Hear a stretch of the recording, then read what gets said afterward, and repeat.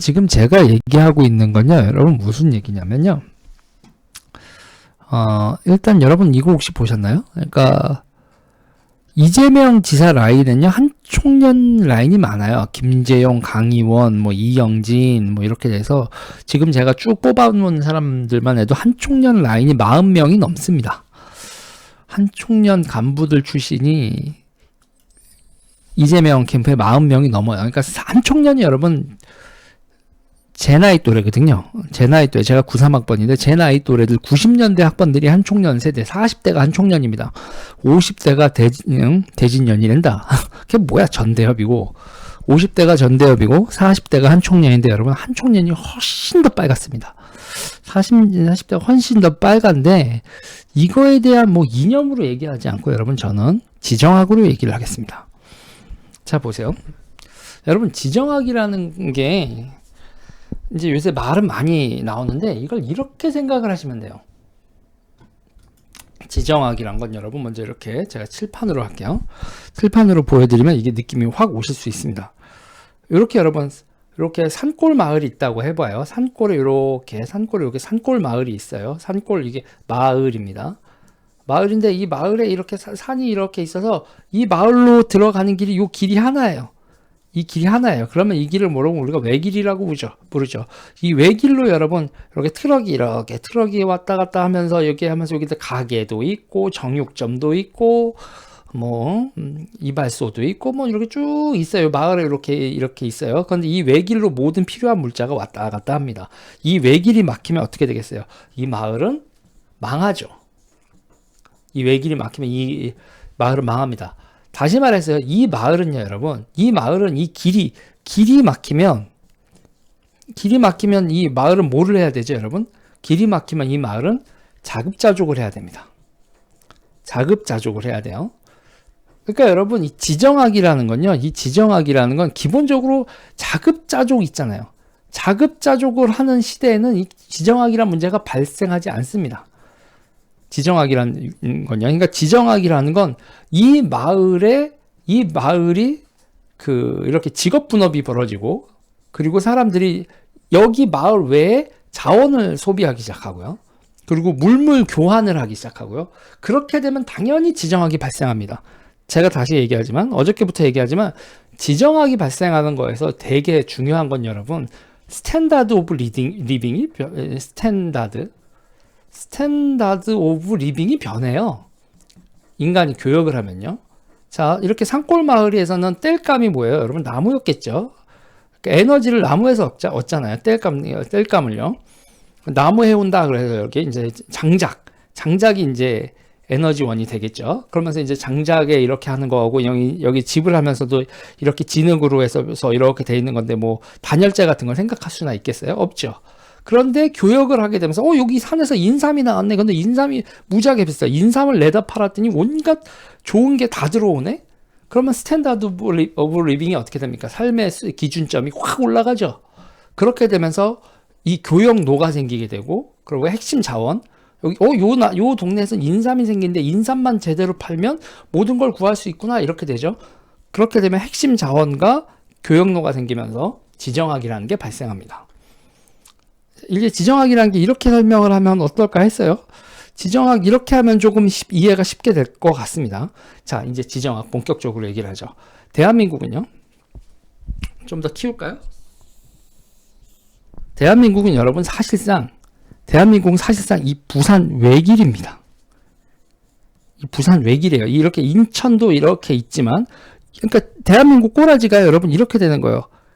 인천, 부산 요렇게 돼 있는 거예요. 대한민국의 길이라는 것 자체가. 그러니까 대한민국은요, 여러분, 대한민국을 산골, 조금 전에 말하는 거에서 산골 마을로 생각을 하면 돼요. 왜냐면요, 일본이 이렇게 둘러싸져 있고, 여기 일본에 있는 섬들이죠. 일본이 이렇게 둘러싸져 있고, 대만 이렇게 있고, 중국 해협이 있고요. 우리는요, 그냥 딱 완전히 이 사방팔방이 배가 왔다 갔다 하기엔요 그냥 다 막혀있는 산골 마을이에요. 그런데 이렇게 뚫려진 게 뭐죠? 이게 한미동맹입니다. 한미동맹 70년 동안 우리는 이 외길이 막힌 적이 없는 거예요. 이 외길이 막힌 적 없이 70년을 산 겁니다. 그런데 이게 그러니까 대한민국 건국과 함께, 대한민국이 정부 수립과 함께 이게 쭉 이어지니까 이걸 당연한 줄 아는 거예요. 당연한 줄 아는데 이 당연한 게 아닙니다. 이거는 이 외줄이 한미동맹으로 지켜졌으니까 가능한 거지요. 그러면 여러분 보세요. 그러면 이 외줄이 끊겼어요. 끊기면 여러분 어떻게 돼야 돼요? 대륙으로 이렇게 연결이 돼야겠죠. 대륙에서 연결이 됐을 때 그러면은 보세요. 뭐가 들어와야 될까요? 중요한 건 우리는 식량과 에너지가 들어와야 된다라고요. 식량과 에너지가 수입이 돼야 되고요. 그리고 그거를 사올 수 있는 상품이 수출이 돼야 되는 나라입니다. 상품이 수출이 돼야 되는 나라예요. 그런데 여러분 바다로는 전 세계로 뻗어나갈 수 있지만 이 육지로는요 여러분 중국 그리고 소련 이 두 나라가 우리의 밖으로 나가는 길을 딱 막고 있죠. 육지가 막힌 대한민국이 대륙으로 나가서 뭐가 될 수 있을까요? 이건 여러분 대륙에 대한 환상을 가지는데 기본적으로 세계 질서는 해양 질서죠. 우리는 요 외길을 빠져나가면 여러분 말 그대로 5대양 6대주라는 말 요새 잘 안 쓰는데 이 모든 데 대한민국 상품이 다 가고 우리의 필요 자원은 전 세계에서 다 구하는 현재 이런 상황이죠. 자, 이게 지금 대한민국의 지정학적 상황이에요. 그러면 대한민국 이 지정학적 상황이 있잖아요. 이거를 지키는 데 있어서 자, 이 지정학적인 이 외길 이렇게 외길을 연결되는데 결국은 요거는 대한민국하고 일본이 연결이 돼야 되는 거잖아요. 그리고 미국이란 존재. 너무 멀리 있어서 보이지도 않는 이 미국, 대한민국, 일본, 미국이 요 길을 기본적으로 인도태평양에서의 길을 기본적으로 축은 한미일 동맹 이게 기본 축이었어요. 이 기본 축을 연결하기 위해서 미국이 어떻게 나섰죠? 여러분 바이든 대통령이 여러분 실무자였습니다. 그때 부통령으로 우리나라에서 실무를 와서 우리와 일본을 왔다 갔다 하면서 두 가지 실무자였어요. 지소미아와 그리고 또 뭐죠? 위안부 협정.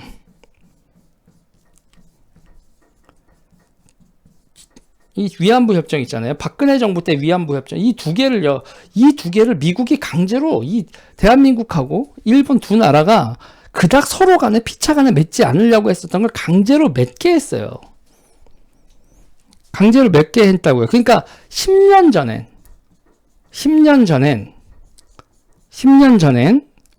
전부터 시작해서 쭉 해가지고 2015년까지요. 2015년까지만 해도 미국의 태평양 전략의 큰 축은 한미일 동맹이 기본적으로 태평양 전략의 중심축이었는데 이거를 누가 깼냐? 우리가 지소미아 파기하고 그리고 그 위안부 협정 파기했다는 얘기는 이 두 개의 의미를 여러분 우리가 잘 지금 모르고 있는데 이 두 개의 의미가 뭐냐면 한미일 공조 체계를 부순 겁니다. 그리고요 이거를요 일본은 노렸죠. 일본은 이걸 원했습니다. 왜? 일본 입장에서 보세요. 일본은 이걸 어떻게 구성을 했냐면 일본은 어떻게 이걸 구성을 하고 있냐면 콩형님 감사합니다. 여기서 일본은 어떻게 원했냐면 자 보세요.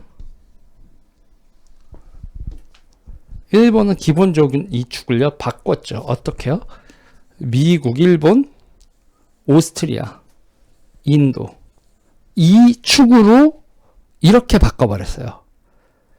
미국은 이렇게 일자로 돼 있는 동맹에서 일본의 군사력과 대한민국의 군사력 이 두 개로 해서 육군, 해군, 미국 이렇게 통제력을 가지고 이렇게 돼 있어서 이렇게 봤는데 일본이 뭐냐 여기 여기서 안다만에서 훈련하자. 자 인도입니다. 여기 이게 인도가 이만큼 열어 있는데 여기가 인도의 섬들을 인도가 점령하고 있어서 여기다 그래서 안다만 제도에서 훈련하자. 그러면은 여기 이렇게 가는 거에서 인도를 끼고 있으면 중국으로 가는 교역로를 딱 끊어버릴 수 있지 않냐. 그리고 여기서 필리핀의 이쪽에서 림팩 훈련 같은 거 하고요. 림팩 훈련을 여기 필리핀 오른쪽 여기 요 일대에서 하고 요 일대에서 하고 그리고 여기 싱가포르에 미군 부대 있으니까 두말할 거 없고 기본적으로 이렇게 보고 해상 교통로를 관리하자. 이게 뭐죠, 여러분? 쿼드입니다. 그리고 한국은 빼버렸죠. 그러면 여러분 뭐냐면 우리의 여기다 이렇게 연결해줘. 부산항하고 여기 인천에서 이렇게 연결해줘.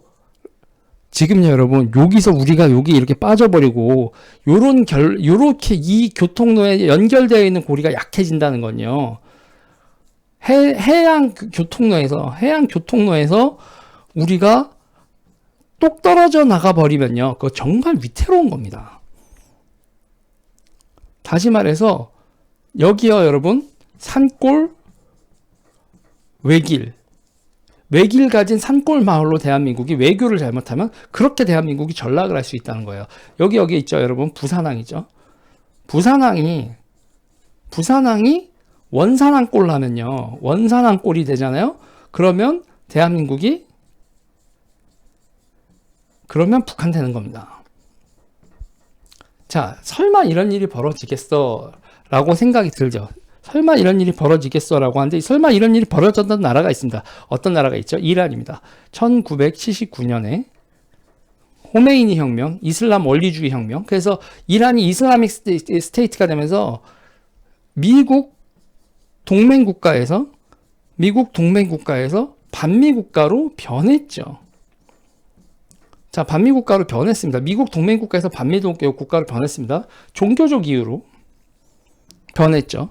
그리고 여기서 이제 이 변하면서 여기서 이때 여러분 기본적으로 핵심적인 사건이 뭡니까? 여기서 미 대사관 점거 사건입니다. 미 대사관 점거 사건을 통해서 이란이 반미 국가로 미 동맹 국가에서 반미 국가로 바뀌었죠. 그래서 여기 F-14 톰캣이 있는 거 아닙니까? 이란에 미국 동맹 국가였기 때문에. 자, 이런 일이 벌어졌었죠. 이거를 모델로 삼아서 대한민국에서 1980년대에 대한민국에서 뭐를 했습니까? 대사관, 문화원, 무조건 이 점거했었던 이 점거하는 행위들이 뭐를 기본적으로 모텔하냐면 이란처럼 만들려고 대한민국을 반미국가로 만들려고 미친 거였었죠. 자, 그냥 이런 게 여러분 다 흘러간 얘기 아니냐라고 하는데 한총련 진군가 한번 봅시다. 근데 이게 지나간 얘기가 아닌 거예요. 한총련 진군가 한번 볼까요? 가사 한번 봅시다. 불패 한길 날려온 자랑참 백만 청년아 별거 없죠. 민족의 등불은 청년의 눈빛. 민족의 등불, 이거 민족의 등불 여러분 김일성을 의미하는 거예요. 등불 이렇게 하는 거 이게 주체를 의미하는 겁니다. 김일성 주체, 김일성 수령 주체를 얘기하는 겁니다. 애국의 피로 꿈틀던 팔목에 힘을 주어라. 자주민주 통일전선으로 한총련 깃발 드높이. 여기까지는 잘 느낌이 안 나오겠죠. 근데 여기 보세요. 애국을 움켜쥔 주먹 100만이 지켜 뻗을 때 반도산천 뒤흔든 승리의 노랫소리 투쟁이다 한총련이요. 그 다음에 여기가 있죠. 반미자주 함성으로 통일조국으로 요렇게 돼 있죠. 반미자주. 이들에게 여러분 존재 이유는 뭐냐면 악마는 누구다? 악마는 미국입니다. 미국을 악마화해서 이 미국을 내쫓는 것을 자기네들의 인생의 과업으로 삼은 게 이게 한총련 조직입니다. 자, 이 사람들은요. 좀 여러분 황당하겠지만 이 사람들은 여러분 자, 반미 누구의 힘을 빌려서요? 1980년대에는요, 여러분, 누구의 힘을 빌려서 반미를 했냐면, 김일성의 힘을 빌려서 반미를 했어요. 김일성의 지도력 하에 반미를 했다고요. 그런데 골 때리는 건요, 2010년대 중반부터 이 반미 세력의 스폰서가 바뀝니다. 누구로 바뀌죠? 중국으로 바뀌어요. 1910년대 중반부터 15년경 이쯤부터 중국이 반미의 스폰서가 되고 이들은 다시 힘을 받기 시작합니다. 자, 전대협 세대는요. 전대협 세대는 몰래 주사파를 습득하던 시대고 한총련은 대놓고 주사파인 시대입니다. 우리는 주사파다를 숨기지 않았고 아예 제대로 학습을 받은 세대예요. 제대로 학습을 받았다는 건 뭐 달달달달 외우게 시켰다는 거죠. 주체신서 같은 걸. 그래서 우리는 이런 시대가, 이런 식의 반미나 이런 거 자체가 그냥 끝났지 뭐, 애들 귀엽네. 이렇게 그냥 생각을 했었는데, 이 빌빌거리던 인간들이 뭐를 만났어요? 중국의 부상? 이걸 만나서 이들이 정치 세력화하고 있고, 이 정치화 세력화하는 거에 반미를 중심으로 한 이 정치 세력을 결집하고 있는 중심에 뭐가 있다고요, 여러분? 그게 지금 민주당이 있어요. 민주당, 그리고 민주당, 이재명, 사실 이재명보다도 하나가 더 중요한 인물이 있죠. 이해찬. 이해찬이란 인물이 민주당의 반미 노선, 반미 친중 노선을, 이 반미 친중 노선의 이 반미 친중 노선의 화신은 이재명이 아니라 이해찬이에요. 그리고 이해찬이 이 운동권 중에서 지금 50대는 전대협 세대인데 이 40대 한총련 세대를 여러분 지금 대거 끌어올리고 있다고요.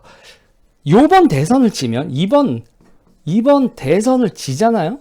이번 대선을 패배하면 이재명 후보가 당선이 되면 그럼 다음 총선에서 민주당은 세대 교체론을 들고 나오면서 한총련 세대, 제 나이 또래가요, 한총련 세대 이 주사파들이 역사의 전면에 나옵니다. 이 전면에 나오고 이 한총련 주사파 세대의 우두머리 하면 이석기죠.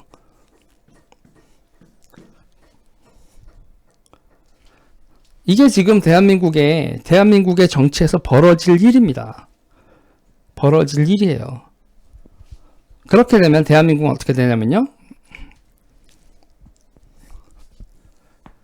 외길, 산골, 마을이 외길을 끊어버리고 산등성이 뒤에 있는 마을들한테 이쪽 외길로 들어오는 이 부자 나라들과 이 교역로를 다 끊어버리고 산 너머 뭐가 있을 거라는 막연한 동경으로 스스로 자멸하는 길을 가는 거죠.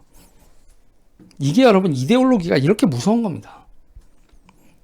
지금 대한민국의 이번 대선의 의미를 이 얘기들을 다들 무슨 우습게 아는데 중국과 미국의 지정학적 패권 싸움이란 말이에요. 지정학적 패권 싸움이 붙은 거예요. 지정학적 패권 싸움이 여러분 붙은 이유는 지정학적 패권 싸움에 항상 얘기하는 거에서 여러분 중요한 게 상품, 전략자원의 재편기. 자, 1차, 2차 세계대전 시기에는 뭐였어요? 1차, 2차 세계대전 시기에는 여러분 영국이 천연자원을 중심으로 해서 1차 산업을 중심으로 했던 영국이 2차 산업에 적응을 못하면서 석유의 부상과 함께 영국이 몰락하고 자동차, 중공업, 항공, 조선 이런 식의 중공업들이 쭉 올라오면서 석유를 중심으로 한 산업에서 영국이 독일하고 미국한테 밀리면서 패권을 내준 거죠. 지금 4차 산업혁명이라고 다시 부가가치의 재편, 그리고 에너지, 화석연료 의존 시대의 그 에너지 에너지에서 석유로 변했던 이 시대에서 다시 한번 석유에서 에너지를 뭐로 변환하고 있죠? 전기에너지로 다시 한번 전환을 하고 있죠. 이런 상황에서 전기에너지를 사용하다 보니까 전략자원이 뭐가 되고 있어요? 리튬, 코발트, 니켈, 망간 이런 것들이 전략자원으로 다시 재편되고 있죠. 석유의 의존도가 낮아지고 있고. 자, 다시 한번 세계가 지정학적 대격변을 겪는 2020년대가 되고 있다고요. 20년대가 되고 있고 이 지정학적 대격변 그리고 산업 구조 조정하고 맞물린 이 지정학적 대격변에서 충돌하는 나라가 어디하고 어디? 중국과 미국이고 우리나라는 지금 두 가지 정치 세력이 아니에요. 명확한 친중 세력과 그리고 친미는 디폴트 아니야. 어리버리 친미 세력과 작정한 친중 세력. 이렇게 돼 있다고요.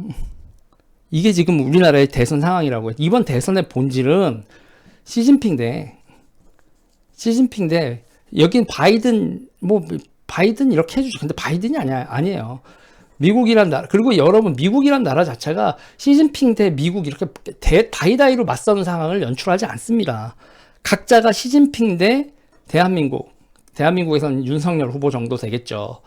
그리고 일본에서는 지금 총리 이름 순간적으로 생각 안 나네. 워낙에 아베가 지금 이 반중 전선에 대해서 쭉 하고 있으니까 각 나라들이 쭈쭈쭈쭈 라인업을 지어서 지금 n분의 1로 역할을 분담을 하면서 이 중국의 약진에 고립을 시키는, 이게 지금 자유민주주의 연합 형태의 국제정세 개편이 있는데, 대한민국이 여기서 이 쿼드라든지 이 안보 체계에서 대한민국이 지금 약간 니네 뭐 이렇게 친중이야 이렇게 돼 있는 상황이죠. 이번 대선 여러분 이번 대선 잘못 치르면요, 우리가 알던 시대가 끝납니다. 우리가 알던 시대가 종말해요. 이런 얘기를 하면 음모론이고 너무 극단적인 얘기를 한다라고 생각하시는 분들 많은데, 지금 제가 한국 정치 오늘 아침에도 뉴스를 보고 있다 보면 도대체 한국의 언론이나 기타 등등 정치를 뭐로 보고 있길래 이렇게 나이브한 얘기들을 하는지 모르겠어요. 그리고 어떻게 있잖아요. 어떻게 이런 노래를 부르던 사람들이 버젓이 선거 캠프에 들어가 있는데 이게 어떤 의미를 가진다라는 거에 대해서 그냥 한 총련 사람들이 많이 들어가 있다, 이 정도 얘기가 끈으로만 나오고 이게 어떻게 나라 말아먹을 일인지에 대한 해설이 없냐 이거죠. 다행히도 오늘 아침 여론조사는 다자 대결 속에서도, 자, 항상 이 여론조사 얘기를 하고 난 다음에 그 출처를 밝히지 않으면 문제가 생기기 때문에 YTN 정기 대선 여론조사였고, 어디야 이거, 이제 선거 코앞이라서 리얼미터였고, 조사 기간은 1월 24, 25, 여기가 화면에 전 띄었습니다. RTD 블라블라블라. 자, 선거법 위반 아니고요. 윤이 44.7로 이기고 있다.